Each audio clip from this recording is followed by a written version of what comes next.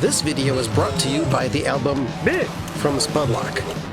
It's available right now at spudlock.bandcamp.com. It's weird, it's wacky, it's wonderful, and it's full of music, so buy it now. That's Meh from Spudlock, available at bandcamp.com. Hello everybody, this is Bill, and you're watching Bill's Box of Sound. And I'm going to show you the second in my series of 10 records, fill in the blank, you know. The first time I did it, it was kind of like my answer to the 10 records I listen to the most, which is 10 records I listen to an awful lot. And this video is going to be 10 weird records and why I have them in my collection. But before I do that, another weird record is this one right here. The album is Meh by Spudlock. This is my record. I have it for sale. It's on Bandcamp, spudlock.bandcamp.com. This is unusual. It's got some stuff that sounds like rock and roll. It's got some stuff that sounds like comedy. It's got some stuff that sounds like weird noises. You might like it. You can go to Bandcamp and listen to the samples, and then you can buy it, or you can download it. So, commercials over. Now for the good stuff. The first album is an album that I heard on college radio back in 1979 or so, or 1980. But I now and again heard this weird thing that would say, hold everything, hold everything, hold everything, yes, hold everything, hold everything, hold everything, yes, yes, yes, hold everything. Then I heard another thing that said, can't eat a yo-yo, can't eat a yo-yo. Then I heard something that sounded like Monty Hall from Let's Make a Deal, endlessly saying, I had so much fun with those dolphins. I didn't know what the hell it was, but I was immobilized by it. I said I must have this music. So I called this college radio station and I said, what is this? With pen and paper poised to write it down. And they said this record is Orchid Spongiaphora. And the name of this record is Flea, Pasts, Ape, Elf. No idea what that means. But this is on the Twin Tone record label out of Minneapolis. This came out around 1979. Somewhere I also found a 7-inch single of Orchid Spongiaphora doing a couple of tunes from this track. But they're not tunes. They're selections. There's no instruments.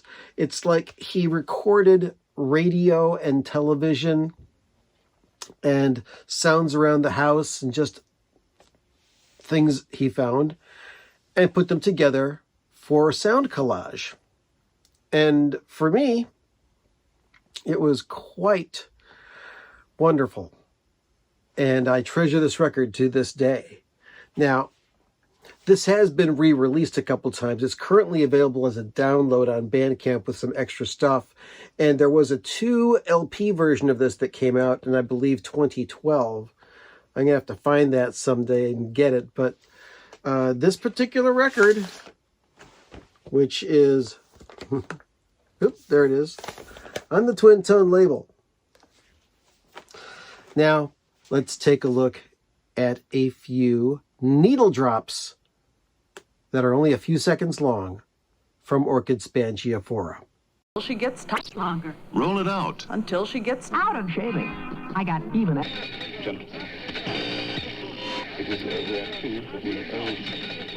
We are beings in spiritual harmony with the captain of the sea. Not the captain, our host, the captain. No! Breaking balls and the fork balls and the screw balls and the fork balls and the screw balls. Forget that he could be awfully prickly. He could be awfully prickly. But he was prickly. Secretly. Your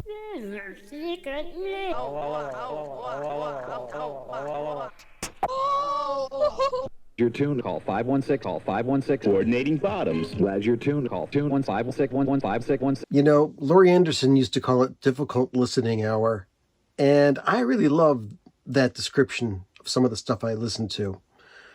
So, let's go to the next entry in my weird record bin. Another thing that I heard on a college radio station in the middle of the night, and I pulled out my cassette recorder and started taping it, and then I couldn't get a hold of the radio station, but the next time that person was a DJ, I called them up and explained what I listened to, and they said, "Oh, I know what that was. That's Negative Land." And I sought it out. I believe I had to buy this mail order, but I've been following them to this day. Negative Land is a wondrous artist. It's a band, a group that does a lot of weird things. And this album is called A Big 10-8 Place, which is framed around a long piece that's called A Big 10-8 Place. And this record came in a plastic bag, and I put it inside of a different plastic bag, which is a little bit more protective, but let me pull it out to show you more about it. This came out in 1983 on Negative Land's own label, Sealand. I've got about 7 or 8 phonograph records of Negative Land, and I've got almost twice as many CDs that they came out with over the years. Some of them are in print, some of them are not.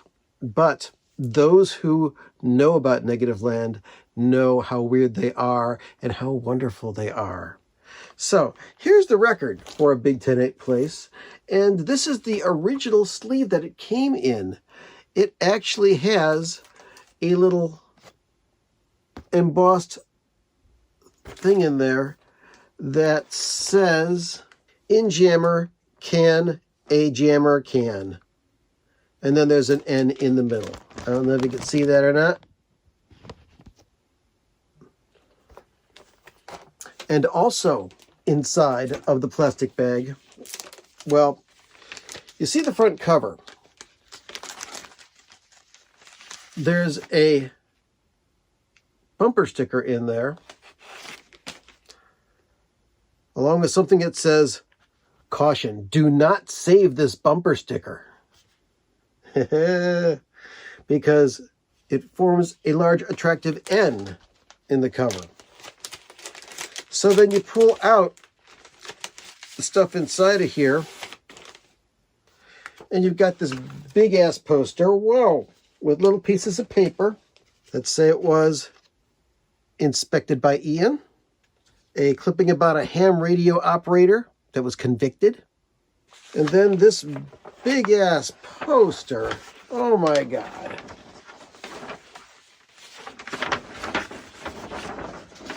This is one side, and the other side's got all sorts of stuff on it.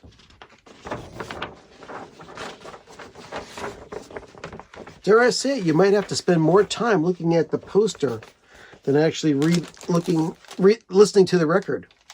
Then it's got this stuff on the inside. And then there's a piece of paper that's stuck to the outside, which I showed you this side before. And then there's another side which you got to put it in the mirror to read it. It's crazy. It's got talking. It's got noises. It's got music. And it's a jigsaw puzzle of strangeness. Here's a needle drop from this album of the wonderfulness we call A Big 10-8 Place by Negative Land. Very stupid. All right, people. Very stupid. Very First of all,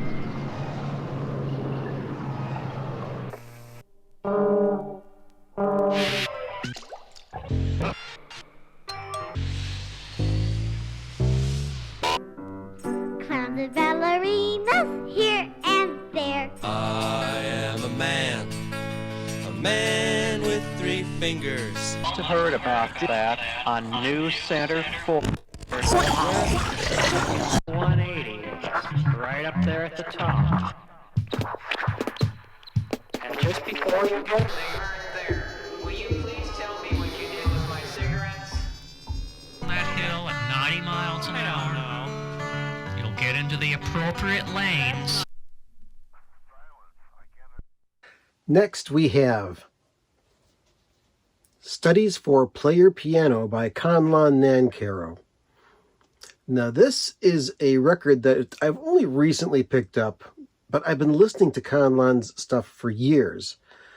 I originally heard him, and somebody played me a recording of his player piano stuff at a radio station in Kent, Ohio, WKSU. And I eventually found a series of CDs on the Virgo label called Studies for Player Piano. There are 5 CDs in this series. 2 of them, well, there's actually 3 releases. There's a couple of 2 CD sets, and then there's 1 single volume. But what's going on here is Conlon Nancarrow wrote music that humans just couldn't play. So what he did is, eventually he was a political exile, and he found the perfect instrument for his impossible compositions, the player piano. And what he did is he cut the piano rolls himself by hand with a special instrument and created this very unique music. Now, this is a weird record, but this is something that could be a bit more attractive to you if you like this kind of stuff. But this is the only vinyl I've been able to find with Conlon. And yeah, it's good. Needle drops coming.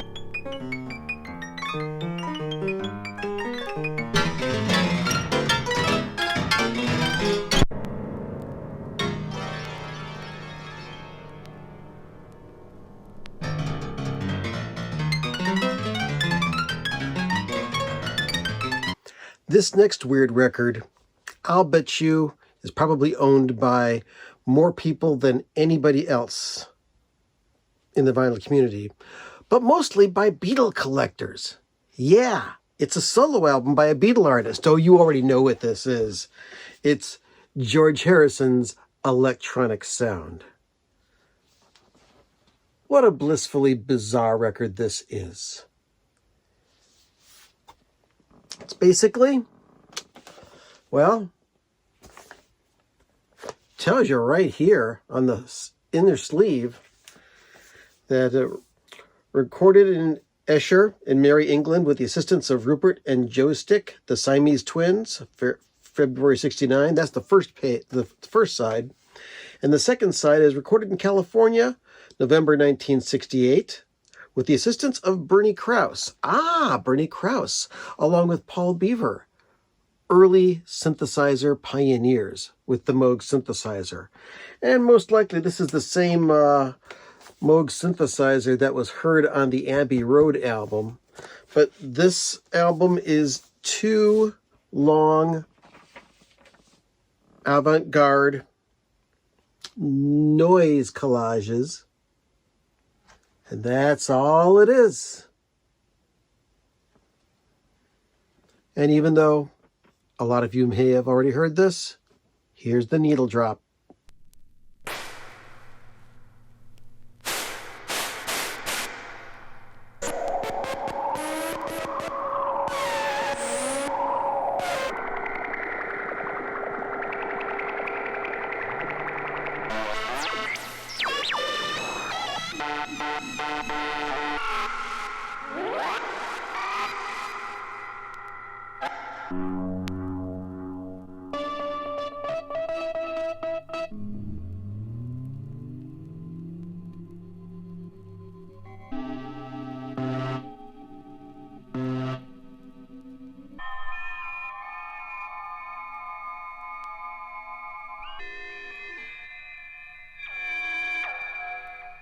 Okay, this is record number 5 on this experimental album extravaganza.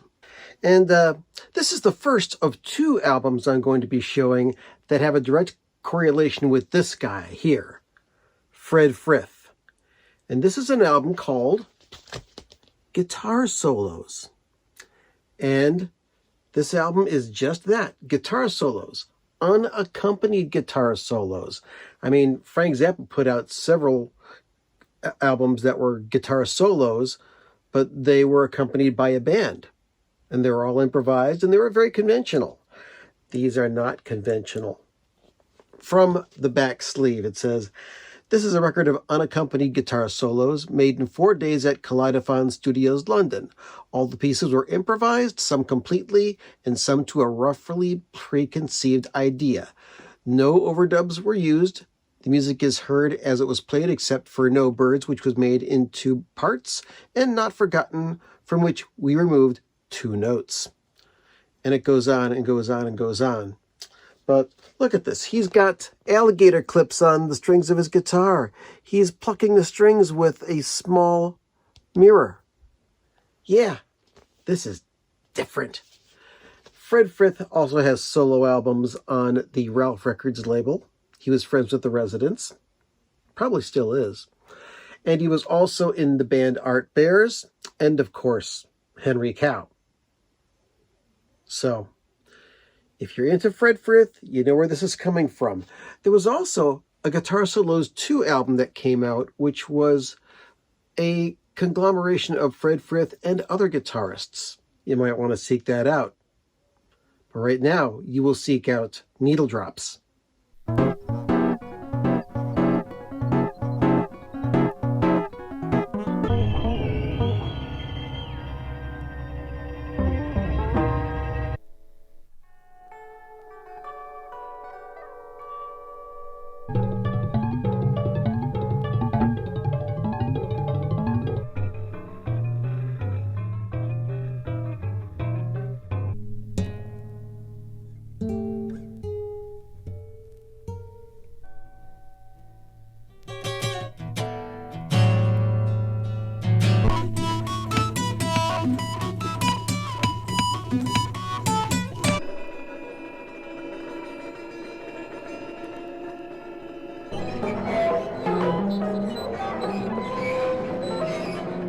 This next one might be the closest thing to a regular music album than all the others I'm showing. And this is the second one that has Frith on it. This is an album by a group called Massacre, called Killing Time. It's a trio of Frith on guitar, voice, and Casio tone, right there. Bill Laswell with 4 and 6 string basses and also pocket trumpet. And Fred Maher on drums and percussion. So what makes this a weird album? This is a collision of what sounds like punk rock, free jazz, and tightly arranged progressive music. And not necessarily in that order.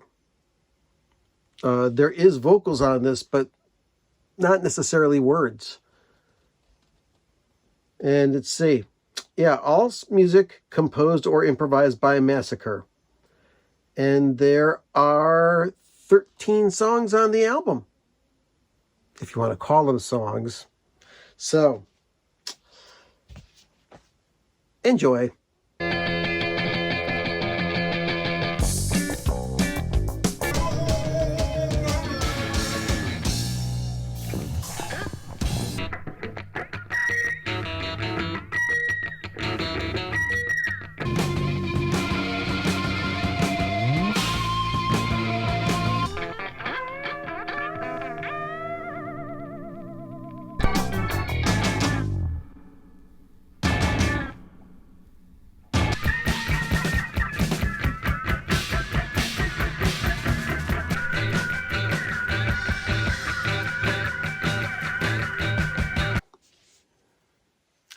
This next unusual record, it has been known to clear a room very easily. But if you play this record and there are still people left when it's over, you might have some friends, depending on how much you like or dislike this kind of stuff. This is the Music Improvisation Company. This is on ECM Records. Let's see. Catalog number 1005. So it was the 5th album released on the ECM label. And this actually was pressed in the US. It's got Derek Bailey on guitar, Evan Parker on soprano saxophone, Hugh Davies on live electronics, Jamie Muir on percussion. He was actually a member of King Crimson for a while. And Christine Jeffrey on voice. Yeah, this has tracks like Third Stream Boogaloo, Packaged Eel, and Wolfgang von Gangbang. It's not your regular cup of tea, but it might be yours. But for most people, it's definitely not. I kind of like it. Listen to this.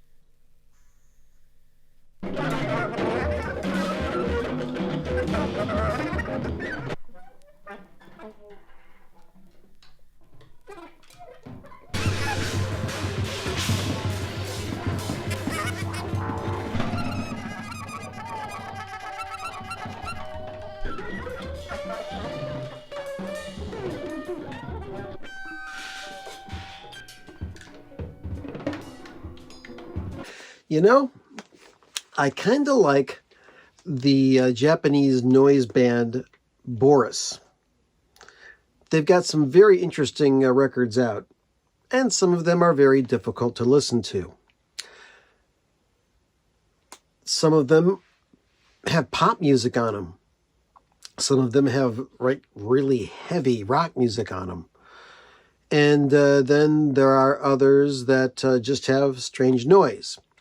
But Boris has done a number of records with this Japanese electronic artist, MERSBO or MERSBO or something like that. And this is a very interesting case. As Abby DeVoe would say, let's take the plastic off of this and show you. We've got a pair of 2 record sets. And the name of this is Gensho 2LP Part 1 and 2LP Part 2. This is a 4 record set meant to be sold as one piece. Boris plays what they play, and MERSBO does what he does.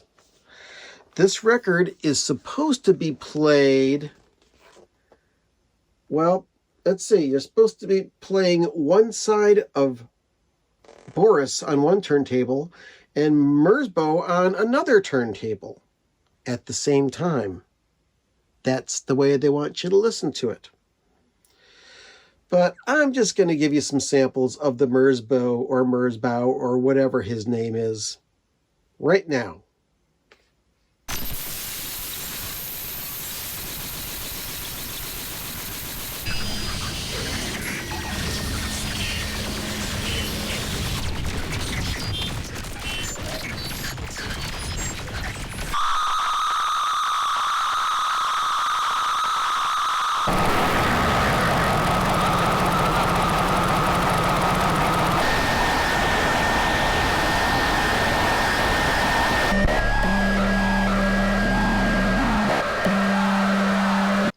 Ah, yes, very nice.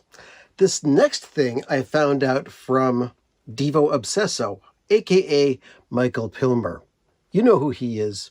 He works with Devo and the Dickies and a number of other bands. And he also makes music. But he didn't make this music. But he did turn me on to it through one of his videos. Michael Pilmer does have a YouTube channel. If you're really getting interested in this stuff, you best check him out. Look at this. What the hell is this? It's Maculadog. Check out these outfits with cameras and microphones and instruments connected to them. Very strange. Thumbs up in a way that you cannot imagine. Check out the videos for these guys. I can't really explain what this is. It's electronic. It's alternative. Here comes a needle drop or three. And you will be enlightened. You in a grill filled with orange juice. ONG2. Reference. It's not. Check it out now. One of the building as it goes in cracks. Made it out of my. It's a certain kind of hell. Shine making the confederation.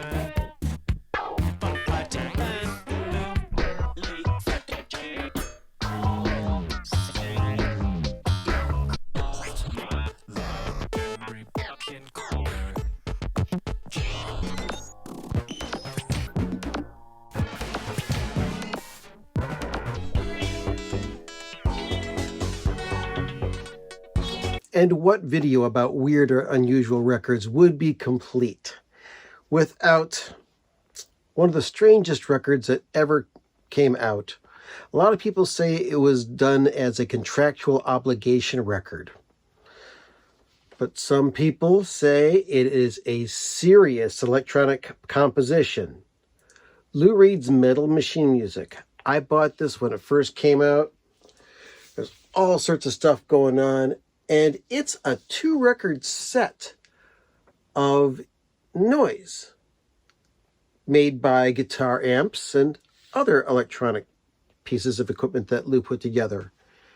And you know what? It came out in more than one version. It came out in stereo, and it also came out in quad. Oh my God! Now, I've listened to this whole thing in its complete strangeness more than once. And one day I may listen to it again. But there are a lot of people who have never listened to it. So I'll give you a few seconds of it right now.